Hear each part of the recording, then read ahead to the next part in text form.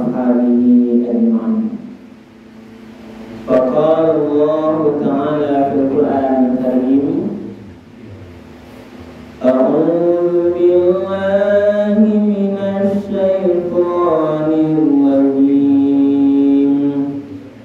بسم الله الرحمن الرحيم. يا بني آدم قد أنزلنا عليكم لباسا يواري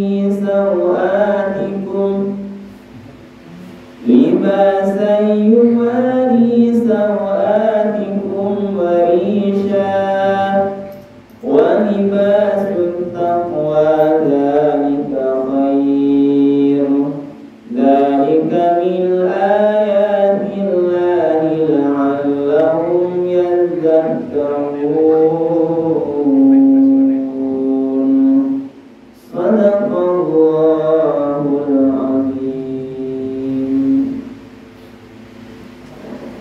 Bapak dan ibu-ibu hadirin kaum muslimin sekalian jemaah salat maghrib yang dimuliakan oleh Allah. Pertama sekali marilah sama-sama kita menyampaikan kalimat puji dan syukur. Alhamdulillah. Segala puji bagi Allah semesta alam, karena pada malam hari ini kita bersama-sama masih diberikan kesehatan oleh Allah, diberikan kesempatan, diberikan kemudahan-kemudahan sehingga kita masih bisa melanjutkan ibadah kita di musala yang sama-sama kita cintai. Lain sia-sia sadanya Pak Ibu. Alhamdulillah. Ibu yang belakangmu siapa ya? Alhamdulillah. Orang tenang saja. Kemudian kita sampaikan salawat dan salam kepada Nabi kita Nabi Muhammad Sallallahu Alaihi Wasallam yang telah meninggalkan Al-Quran dan Sunnahnya sebagai pedoman hidup kita bersama. Dua pedoman hidup ini, Al-Quran dan Sunnah itu adalah sebagai pusaka dari Nabi Muhammad, peninggalan yang bisa kita jadikan pedoman hidup. Nabi menyampaikan dalam satu hadis yang sangat masyhur atau populer itu, aku tinggalkan dua pusaka bahasanya, dua pedoman hidup untuk kamu sekalian. Kalau awak berpegang teguh secara istiqamah, secara menyeluruh, maka insya Allah Nabi menyatakan akan selamat awak dalam menjalani kehidupan dunia yang sementara ini, dunia yang fana, dunia yang sesaat. Jadi akan selamat awak kalau berpegang teguh pada Al-Quran dan Sunnah itu, akan selamat awak menjalani kehidupan dunia yang sebentar sampai nanti insya Allah kita akan selamat dalam menjalani kehidupan yang kekal abadi, kehidupan yang selama-lamanya, yang selama-lamanya. Itulah kehidupan di akhirat. Jadi dunia ini adalah sementara. Ini perlu ulang-ulang bahwa perjalanan hidup pada dunia ini itu sesaat.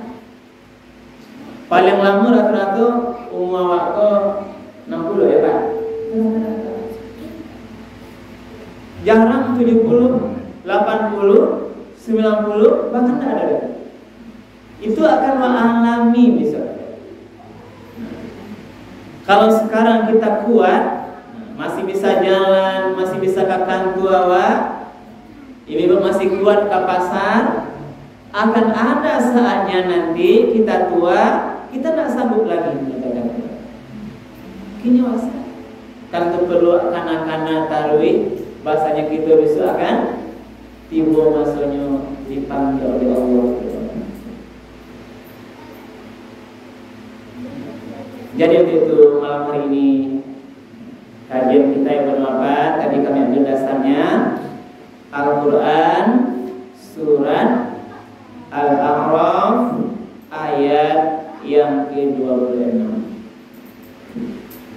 Nah, ayat ini beberapa salah satu kajian yang bercerita tentang akhlak. Apa akhlaknya? Pakaian takwa. Itu disebut. Allah mengatakan pakaian takwa itu jauh lebih baik dari pakaian fisik.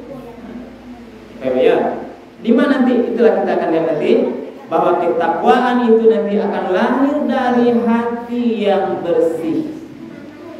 Sekolah.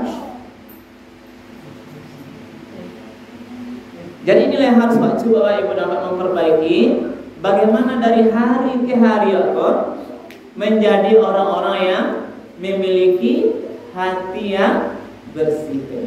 Orang bertakwa adalah orang yang memiliki hati yang bersih. Dia pakainya kemana pergi dia bawa.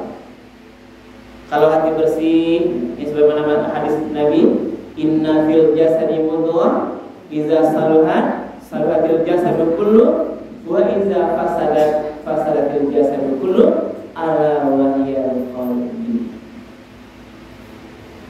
Bahwa sesungguhnya di dalam jiwa ada segumpal daging. Kalau dia baik, maka seluruhnya akan memancarkan perbuatan yang baik.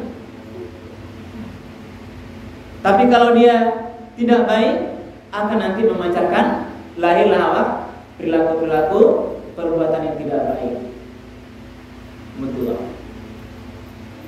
Segumpal darah atau daging. Apa itu tuh? Itulah dia hati kita. Inilah diantaranya beberapa. Nah tadi di sini disampaikan bahwa Allah menyampaikan pakaian takwa yang letaknya di dalam itu intinya adalah di hati. Maka kalau kita bisa membersihkan hati kita ini dengan baik, maka hidupnya akan damai. Orang yang kalau bisa hati waktu lapang, itu kan sering berdoa kepada Allah, lapangkanlah hati. Sadri, Rabbi srahli sadri wa yassirli amri wahlul 'uqdatam min lisani yafqahu. Di antara doa meminta, ya Allah lapangkan hati awak ketika menghadapi masalah. Karena kita akan nanti dihadapi dengan persoalan-persoalan dunia. Pasti ada masalah saja. Ya kan? Kalau Ibu yakin, kalau cek ini coba Ibu tunjuk tangan, sia rasanya Pak Ibu kita yang sampai kini tidak ada masalah cik juga. Coba. Baik di kantor baik di rumah sama orang rumah, Ibu baik sama suami, baik sama anak, baik sama tetangga, siapa yang tidak ada masalah? Yang damai saduanya, yang no problem. Baik Bu, tidak ada masalah ini Bu. Masalah kepiang-kepiang gitu, masalah kapasannya, pokoknya semua kita akan dihinggapi oleh persoalan-persoalan. Karena itulah kuncinya berapa? Mari kita terus melatih hati bagaimana dia menjadi hati yang bersih, yang lapang. Sebab kalau dia baik, nanti semuanya akan damai. Dia akan menjadi pemaaf, dia akan menjadi penyabar. Kalau saja nanti dia orang-orang yang salatnya ikhlas sih. Salat subuh, kalau hati ini bersih, insya Allah alun orang azal ya Bu, dia sudah dulu jadi dia yang menunggu azan. Karena hatinya tidak ada bareng, karena hati itulah terpancar di sini. Rugi rasanya, bahkan Ibu Atiko kalau rasa lambe sembahyang. Dia terang. Nah, baik. Kembali balik kepada ayat yang berapa? Di dalam Al-A'raf ayat 26, sebelum Allah berbicara pakaian takwa, Allah dulu berbicara masalah pakaian awal. Ulang ayat ini. A'udzu billahi minasyaitonir rajim. Bismillahirrahmanirrahim. Ya bani Adam. Apa katanya? Wahai anak cucu Adam. Masa waktu Ibu? Masa kita lahir semuanya dari nenek moyang Adam yang di surga. Adam diciptakan Allah di surga, lalu diciptakan dari tulang rusuk Adam, lahirlah seorang perempuan Hawa menjadi istrinya di surga. Dia senang tentunya berdapat, tapi nanti ada saatnya karena izin Allah telah semua terkehendak Allah semuanya, dia tergoda melanggar perintah Allah, memakan satu buah yang dilarang. Sebagaimana yang mengatakan, wala taqraba hadhihi syajarah fatakuna minaz zalimin. Wa qulna ya Adam uskun anta wa zawjukal jannah wa kula minha ragadan haitsu syi'tuma wa la taqraba hadhihi syajarah fatakuna minaz zalimin. Dikatakan pada Adam, wa qulna ya Adam, tinggallah engkau di surga dan bersama istrimu, wa zawjukal jannah wa kula minha rawadan haitsu syi'tuma, makanlah sadanya seluruh makanan-makanan surga ini. Tapi satu, wala taqraba hadhihi syajarah, jangan kamu dekati pohon ini. Fatakuna minal zalimin, karena itu engkau nanti sudah bisa menjadi orang yang zalim. Tapi karena setan di upaya setan, iblis, jangankan kita sekarang, nenek moyang awak disarugo keluar dari sana. Karena bisikannya melalui, nggak bisa dibisiki Adam, dia tuh bisiki melalui Siti Hawa. Yang dia keluar. Ketika dia melanggar perintah Allah, lalu terbuka nanti auratnya di situ. Ini ayat juga berbicara tentang aurat. Ya bani Adam, wahai anak cucu Adam, qad anzalna alaikum libasan, sungguh kami telah menurunkan kepadamu pakaian. Jadi Allah menurunkan engkau pakaian. Makna ayat ini bukan berarti apa Allah langsung menurunkan dari langit pakaian kau langsung naik ke sini. Ya bu, ada turun tilak oleh langit langsung bu? Karena mana anzal itu menurunkan, tapi mana ini ada Allah turunkan karunia-Nya, diturunkan hujan, tumbuhan, termasuk di situ tumbuh batang kape. Dari kape lain nanti ada benangnya. Itulah diolah jadi dari pakaian, akhirnya menjadilah pakaian yang kita pakai. Dengan karunia Allah, Allah turunkan bahan-bahan yang bisa nanti menyebabkan awak balik uang, balik sarung, balik baju. Ini mana? Jadi wahai anak cucu Adam, sungguh kami telah menurunkan untukmu pakaian. Gunu pakaian itu dalam ayat kom, adu dua gunu pakaian. Ini pakaian fisik ini maksudnya. Yang pertama, libasayuwari sawatikum, pakaian yang ada kok diturunkan Allah untuk awak menutup aurat. Ini kok kata pertama. Jadi Allah turunkan pakaian kawa, boleh kita ini menutup aurat. Berarti bagaimana? Tidak boleh aurat itu dibuka selain yang dibenarkan. Di mana mencarinya? Maka mencari harus tahu ma batas aurat. Jadi anak cucu ini kenapa anak Adam? Karena secara keseluruhan berapa yang namanya anak cucu Adam, seluruh manusia ini dia perlu pakaian. Akan malulah seluruh anak cucu Adam kok kalau pakaiannya tak buka. Ya bu, dia ngomong. Kalau orang pakaian terbuka, tidak hanya orang Islam, tidak hanya orang yang lain, secara fitrah logika manusianya, dia akan malu terbuka pakaiannya, dilihat oleh orang lain yang tak boleh. Berarti kalau ada orang tak malu pakaiannya orangnya terbuka, berarti tidak normal biasanya. Nah, buat kaji Allah SWT ya. Itulah paham mungkin di beberapa batas aurat. Ya. Bapak, batas aurat gimana saja Pak? Aurat laki-laki batasnya di mana? Di mana Pak? Dari mata kaki Pak? Dari Pak? Yang sudah pikir lah. Di mana Pak? Izin Pak. Dari mana berarti aurat Pak? Laki-laki ke Pak? Dari lutut sampai ke sisi. Kenapa ya? Itulah kalian Pak. Sepakat saudara itu Pak? Kanan Bu ya.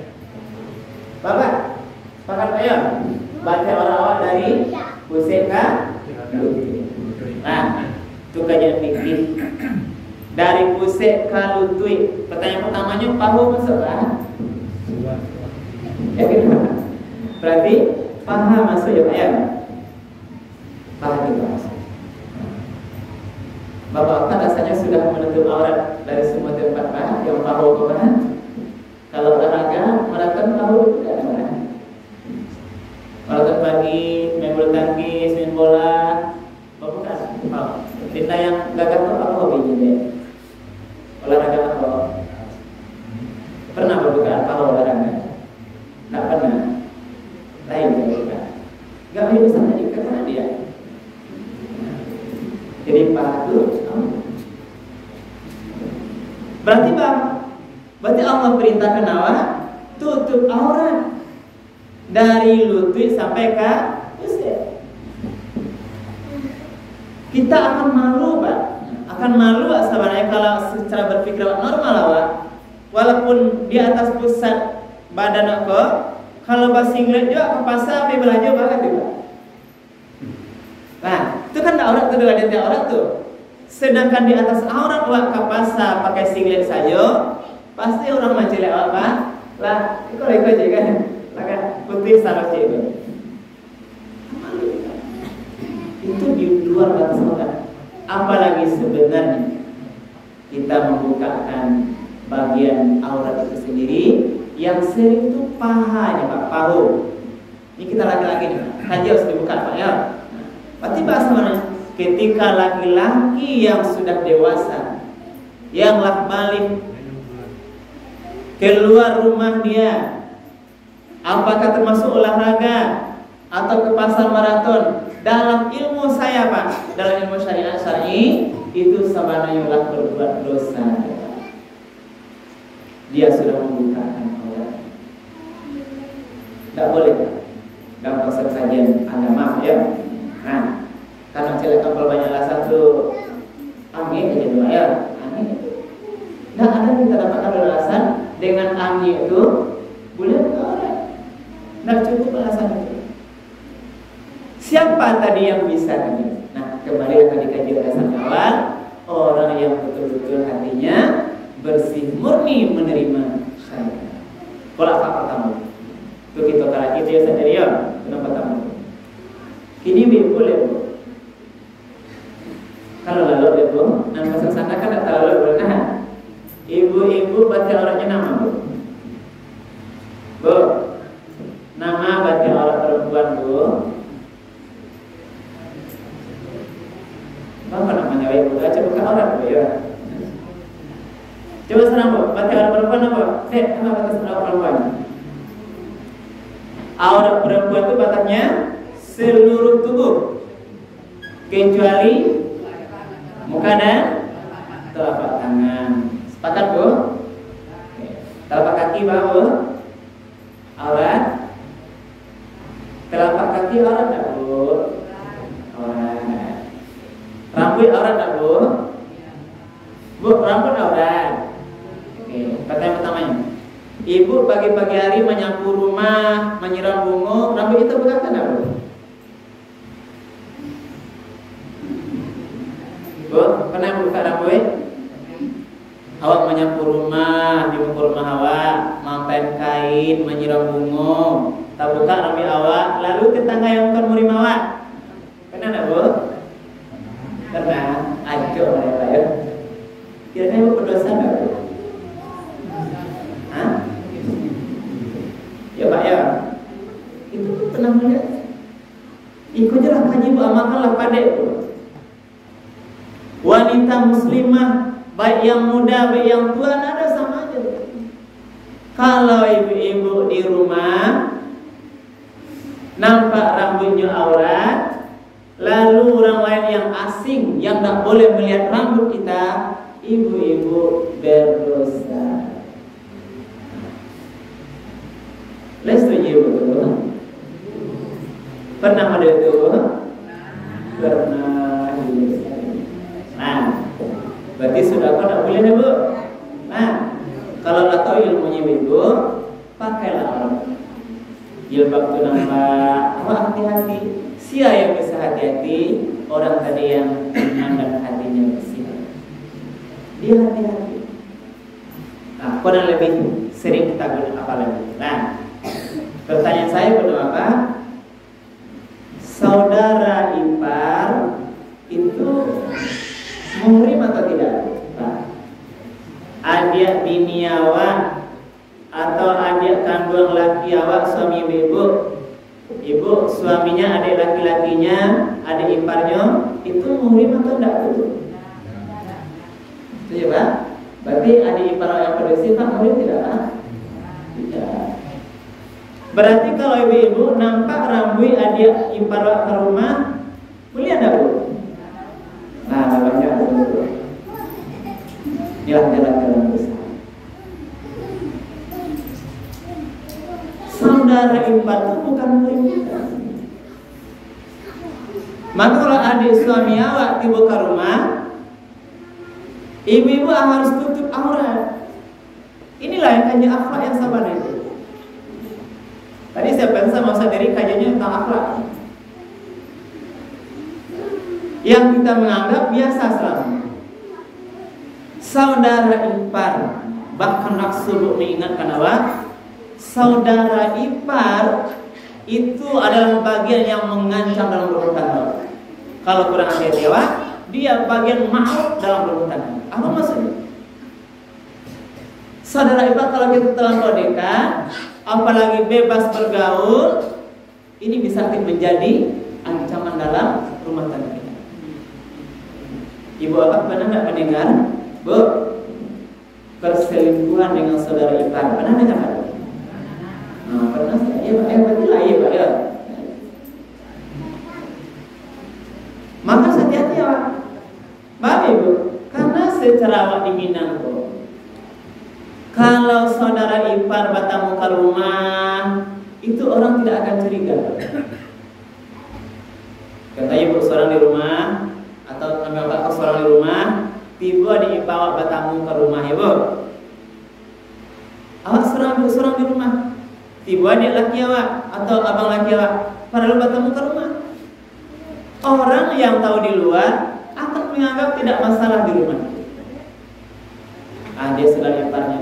Termasuk ibu nanti pai keluar ke pasar, jalan jauh, babonceng bonda berdua dengan saudara iparnya, orang tidak akan curiga. Tapi Nabi lah mengingatkan ibu, hati-hati pergaulan dengan saudara ipar, karena dia bukanlah muhrim kita.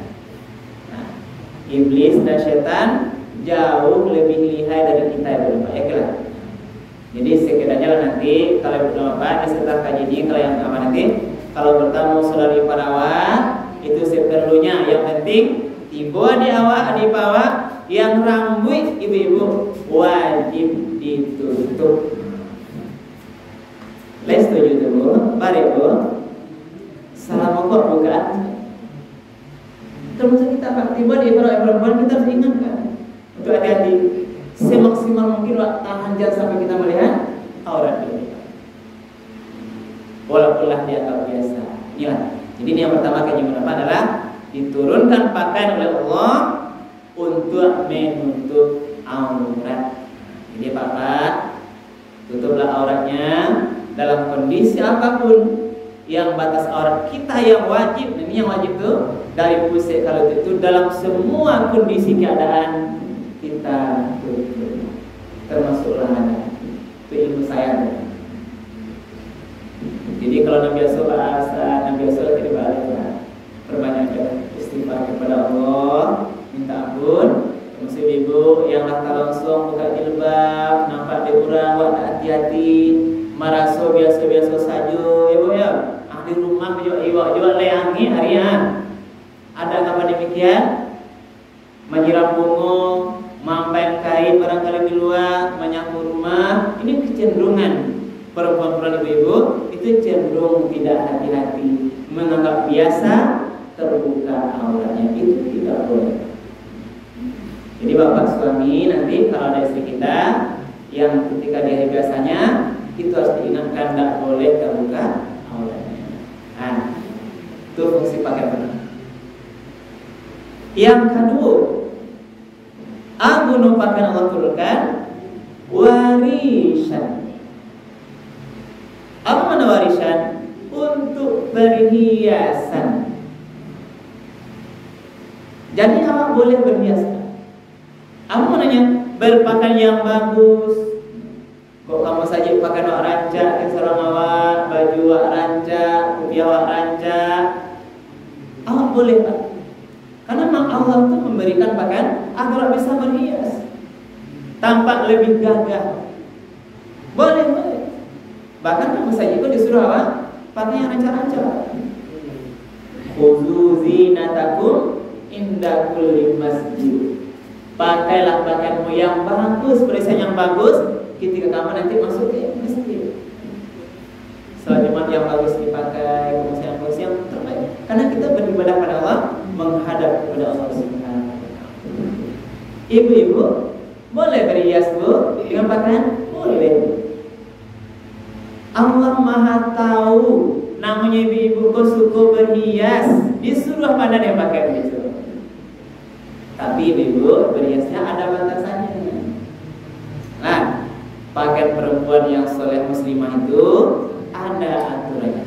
Jadi kalau berhias ibu, contohnya Bu, contoh hiasan ibu berpakaian tampilnya yang lebih bagus. Pakai ibu beko ke kantor jilbabnya biru, ya, bajunya biru loh, roknya biru loh kan, sepatu biru, tas biru. Artinya bahasa ini matching, serasi. Pasang lebih cara memasang bros di jilbab.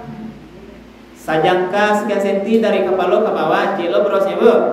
Beko di tangan sekian senti lo kiri kanan, cilo brosnya. Pakai yang tampil baik-baik, berhias Bu, agar nanti tampil lebih percaya diri. Boleh. Yang tidak boleh. Nah, yang tidak boleh ada aturan itu dalam syariat berpakaian muslimah. Yang pertama tadi Ibu Bapak adalah tidak boleh berpakaian itu buka aurat. Nah, itu tidak boleh. Apalagi tidak boleh Ibu berpakaian yang tipis. Yang tipis, yang nanti melihatkan bagian dalam tubuh. Tidak boleh yang ketat, yang menyerupai pakaian laki-laki. Jadi termasuk gini-gini batanya Bapak. Kalau celana jeans, ya Bu, celana jeans itu pakaian kaki pada situ Bu. Secara fitrahnya Bu. Celana jeans, aduh pakai celana jeans Bu. Ini kalau kadang maka Pak, kadang-kadang orang terus kesurupan Pak. Karena celananya celana jeans dipakainya kan. Ini celana perempuan. Jadi dimaklumi saja Ibu-ibu dan Bapak, perempuan itu pakainya rok, Ibu ya. Kalau mungkin ada berbentuk celana itu barangkali yang bisa lebih nanti longgar dipakai. Dan kita levis yang sama dengan meniru pakaian laki-laki. Inginan awak ibu termasuk inginan anak gadis hawa. Berpakaian tidak boleh menyerupai laki-laki. Tampillah dengan fitrah kita sebagai perempuan yang benar. Termasuk laki-laki kan? Tidak boleh loh pakai subangnya. Karena ini ada laki-laki yang pakai subang. Ada aja lebih bu. Di talingonya laki-laki kau ada subang. Ragu aku ada situ ke laki baca kokon. Ada lagi ini di hidungnya pas subang. Di bibi ada subang gini bu. Ini keberanian anak-anak sekarang anak pang. Ini jangan nanti sampai kepada kita berlindung awak. Mudah-mudahan seluruh anak-anak kita generasi muda tidak meniru pakaian-pakaian yang tidak benar itu. Jadi jadinya fitrah. Laki-laki benar laki-laki, gagah laki-laki. Kalau perempuan benar ke feminimannya. Jangan laki-laki bentuk padusi bentuk laki-laki. Apa nama itu bu? Bebe ta MCOCO tangeng. Kita benar. Ini adalah kondisi yang tidak normal. Nah, karena itulah dalam kajian pakaian tadi, pertama menutup aurat, yang kedua boleh kita berhias dengan pakaian kita ini. Jadi kalau ibu ke kantor silakan berhias, pakailah yang rencanakan itu benarkan berhias, tapi dengan catatan tadi berpakaian itu tidak boleh buka aurat, tidak boleh menyerupai pakaian laki-laki, tidak boleh tipis, tidak boleh ketat yang melihatkan bagian tubuh kita itu. Dua itulah perubahan. Yang pakaian ini pakaian fisik cerita. Nah, lalu disampaikan oleh Allah. Setelah Allah jalan di sana dua fungsi pakaian menutup aurat dan berhias penuh itu, apa kata Allah? Walibasut taqwa zalika khair. Pakaian takwa itulah yang lebih baik. Nah, apa maksudnya gitu? Tadi Allah baca itu pakaian fisik itu. Pakaian luar. Menutup aurat dengan pakaian luar yang nampak. Berhias dengan pakaian luar. Bisa menutup aurat itu apa? Bisa.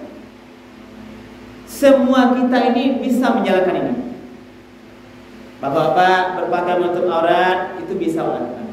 Murah, ada uang beli baju dapat. Ibu berpakaian syariat murah. Jilbabnya yang syar'i, pakainya yang dalam itu murah, selagi ada uang bisa pakai. Semua orang bisa. Tapi yang kajian kita ini tidak semua orang bisa. Berpakaian takwa tidak semua bisa. Ibu, tidak semua bisa. Karena itu lama aja pakaian takwa itu yang lebih baik.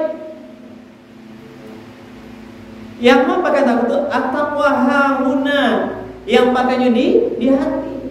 Iko yang lebih panti yang dijauh. Takwa di hati. Fil qulub. Apa kan takwa di hati itu? Bagaimana seseorang taat dengan perintah Allah. Jadi pakaian juga. Takut dia pada Allah. Takut babek dosa. Takut nyulalai sholat. Dia akan menjalankan perintah-perintah Allah dan meninggalkan larangan Allah. Orang yang hatinya bersih tadi. Itu yang balik, yang harus latih. Sehingga apa yang tadi kadang-kadang ini pak contohnya bu, makanya hatiku lebih penting, lebih baik kata Allah. Karena ada orang pandai berpakaian luar dengan baik, secara syariatnya benar, perempuannya benar, tetapi dia gagal berpakaian takwa di hatinya. Kalau gagal ibu apa yang terjadi? Itulah istilahnya orang kok pakainya rancak, baku piah lain, tapi babu doso kerajaan. Ibu-ibu yang perempuan, dia pakainya syariat, tapi bagaimana? Mulutnya kadang-kadang ini sebagai ibu, kalau dia berbicara sakit hati orang gitu. Ya. Ini sebagai contohnya. Yang salah. Buat kalian lagi ini contohnya berapa? Bagaimana orang-orang yang ditangkap nih bagi kita apa nih? Pejabat-pejabat yang ditangkap korupsi, yang ditangkap berbuat maksiat, itu kalau celak bajunya rancang apa?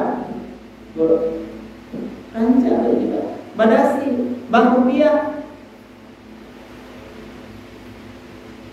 Termasuk perempuan-perempuan yang juga ibu bapak yang berpakaian muslimah, kadang-kadang kita pakainya yang benar, tapi apa yang salah? Yang salah di hati. Pakaian layu rancak, ngomong istilahnya baju bantu rancak, tapi hati busuk. Dan itulah yang sikapnya ibu dan bapak. Mari tadi Allah katakan walibasut taqwa zalikal khair.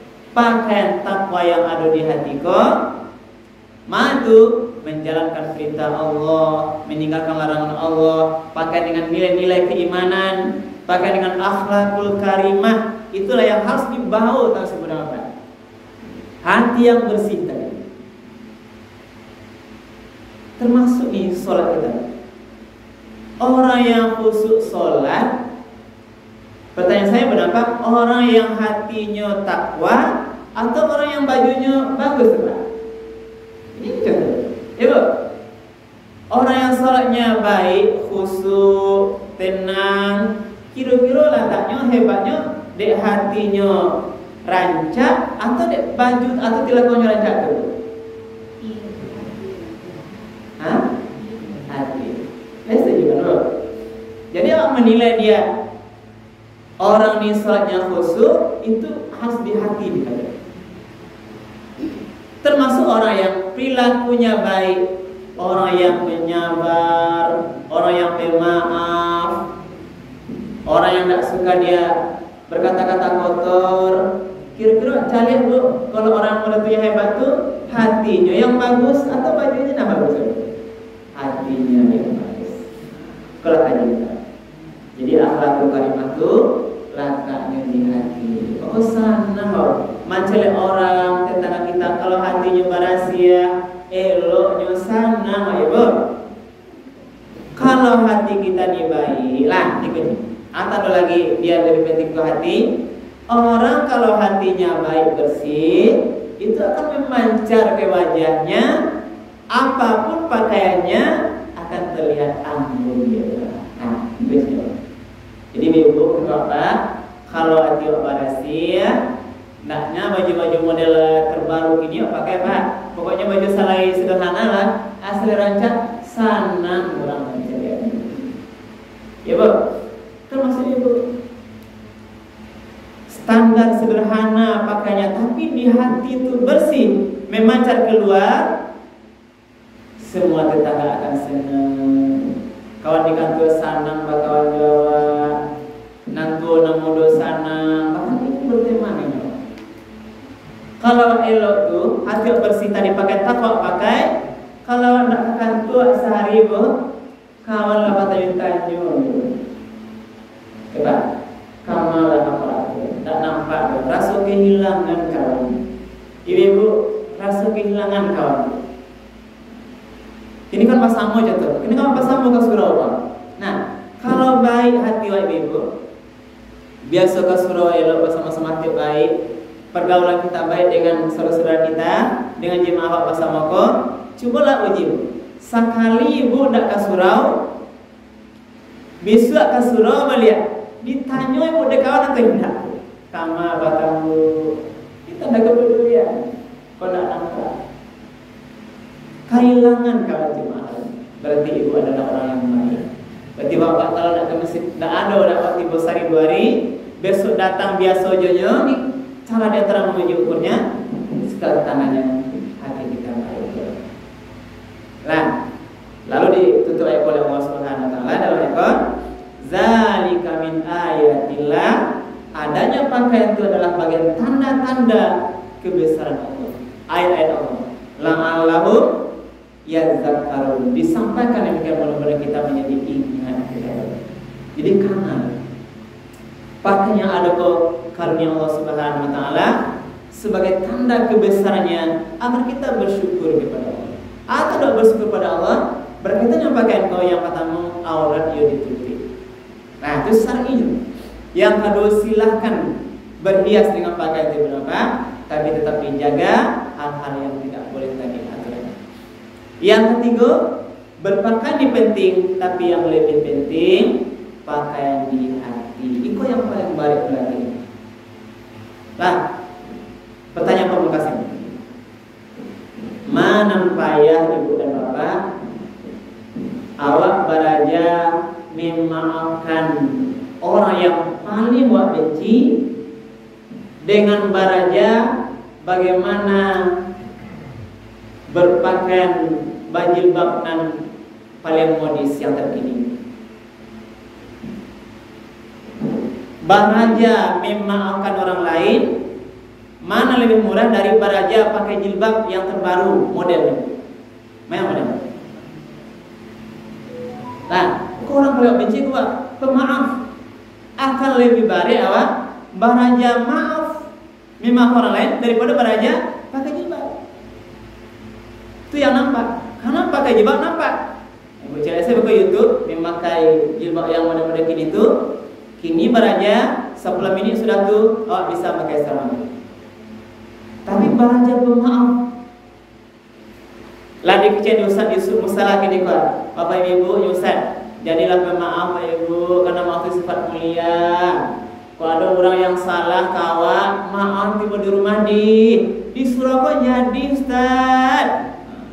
Nah, tapi di rumah kalau ya baca buat tuh belum tentu. Nampak dia orang yang tadi disuruh kepada itu pulang kalau dapat kajian tuh. Dapat tuh. Kalau ada tetangga bagi kawan ibu, bamusuan kawan yang paling wak benci perangainya, tapi orang baraja maafkan. Tak boleh putus silaturahim, ya Ustaz. Tiba di rumah mereka, kalau nak maunya menyapa awak menyapa dulu. Nah, kan gitu. Lain kami bisa cobakan, ibu saya kadang-kadang bisa. Tapi ketika bertemu dengan orang yang kita ingin maafkan itu, kita melihat anak-anak. Tiba banyak bisikan syaitan. Pajar kalau kau dimaafkan, anak kete, awak tak salah dong, awak dibenci tarik macam-macam sehingga tak jadi bapak. Berlalulah hari-hari. Maka ada itu loh, putus silaturahim antara saudara itu. Bahaku putus silaturahim, tak aman juga bayi. Mana sama ayah anak, saudara kandung. Ada tuh. Kalau sedang mengaji kau sadar. Kalau samu ayah ama awak dari kita samu gadanya rahim, inilah rahim saudara kandung yang tidak ada alasan kita bermusuhan dengan dia. Tapi kenapa terjadi juga? Kalau kita lihat masalahnya yang menyebabkan bacaan saudara kandung tidak pasapuan sehari, kadang seminggu, bulan bahkan bertahun-tahun dari hari raya ke hari raya tidak juga baik. Apa yang mereka persoalkan?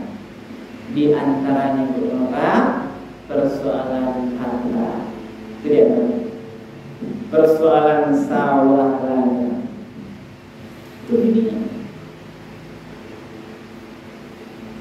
persoalan yang tidak membawa kadang-kadang manfaat untuk bagaimana dia nanti urusan akhirat.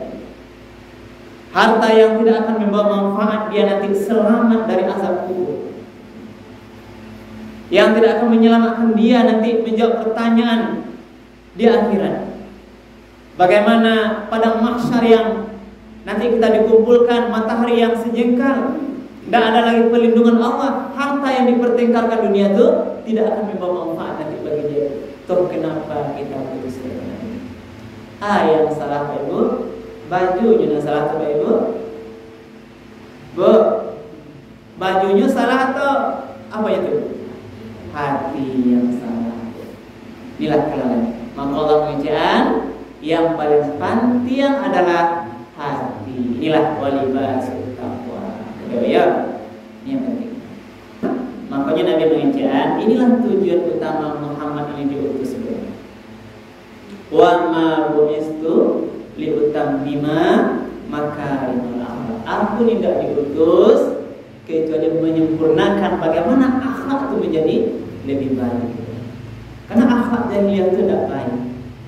Suka bermusuhan, suka caci maki, suka bertengkar, tidak menghargai perempuan. Perempuannya sama dengan bisa dijual-belikan. Kalau sekarang apa dunia? suka bercakap, suka menghina, suka menggunjing. Inilah yang diberantas oleh Nabi. Inilah kajian akhlak, itulah yang perlu tiru itu. Kalau bersih akhlak awak, sadu urusan awak insya Allah akan bersih. Di rumah mana jalan juga. Kalau hati bapak ibu bersih, baik, dalam takwa jiwa ibu, itu akan mudah menyelesaikan kalau ada masalah rumah tangga.